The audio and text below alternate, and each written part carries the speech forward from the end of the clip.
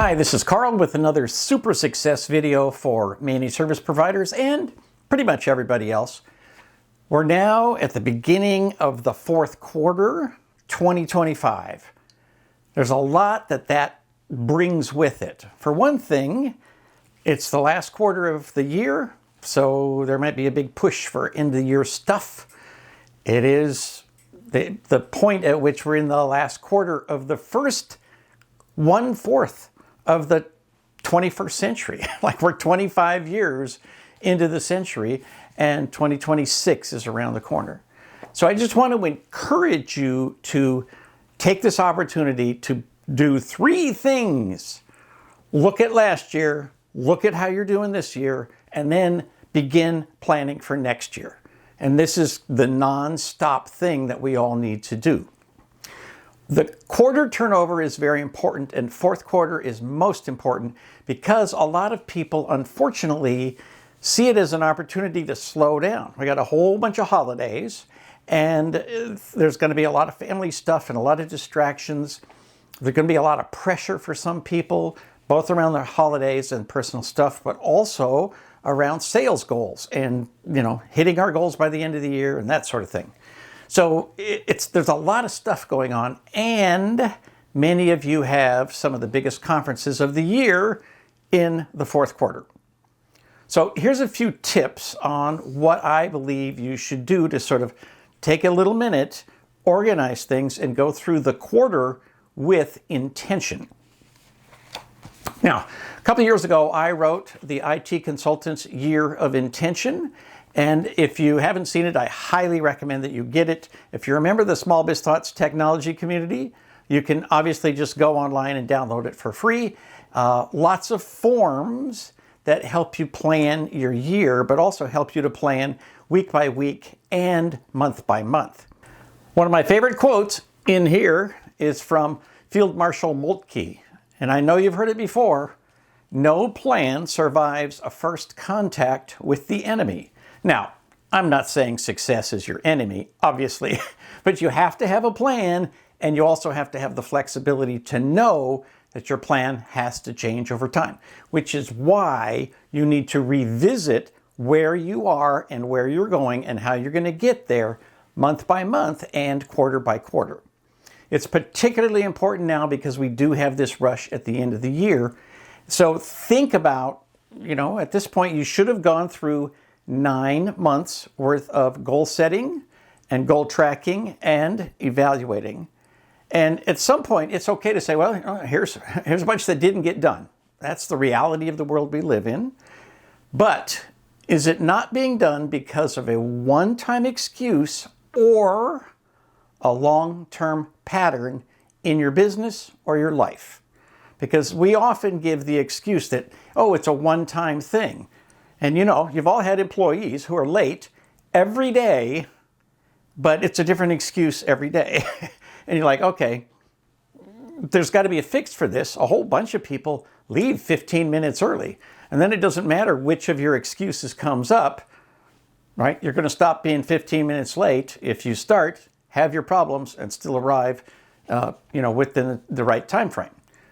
So in your business, if you got, the most common excuse is, something with a client came up. Okay. Well, there's always going to be something from a client. It's the business you're in. So what can you do to redo your life, to reorganize it, to work with intention, to go through your month, through your week, through your year with intention, and set some priorities? Because if you do not make it a priority, nobody else will. Everyone else in your life, clients, employees, family, everybody else in your life wants to have their priorities placed ahead of your priorities. It's human nature.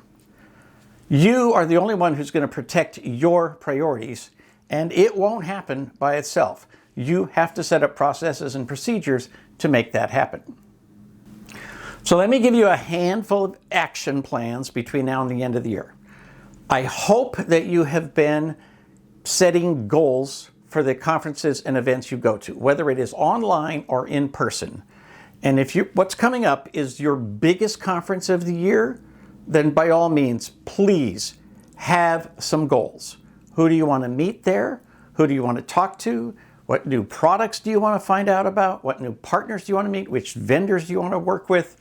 What other goals do you have? What do you want to bring home from that? And are you going to take employees, and what goals do you have for your employees when they go to these things?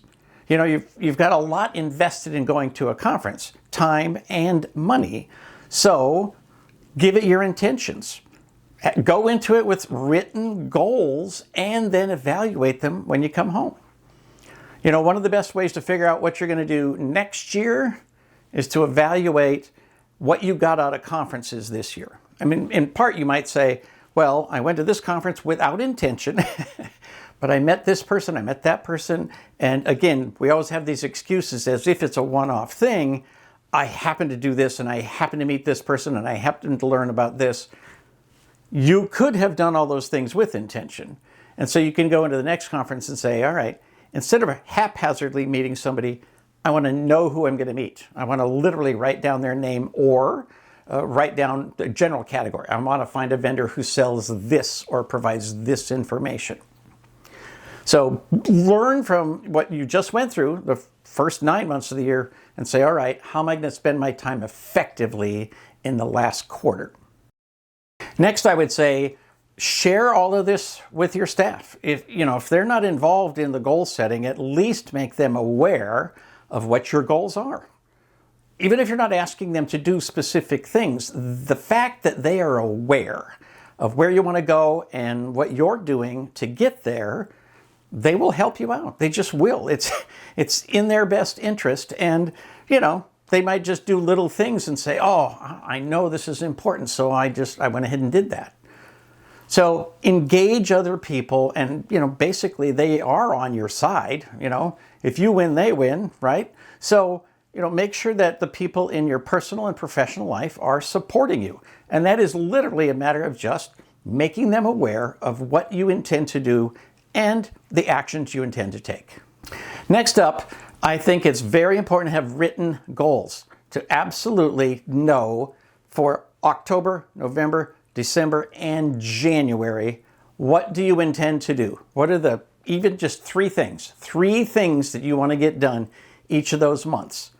And believe it or not, that's a lot of stuff, and you probably won't get all of those things done.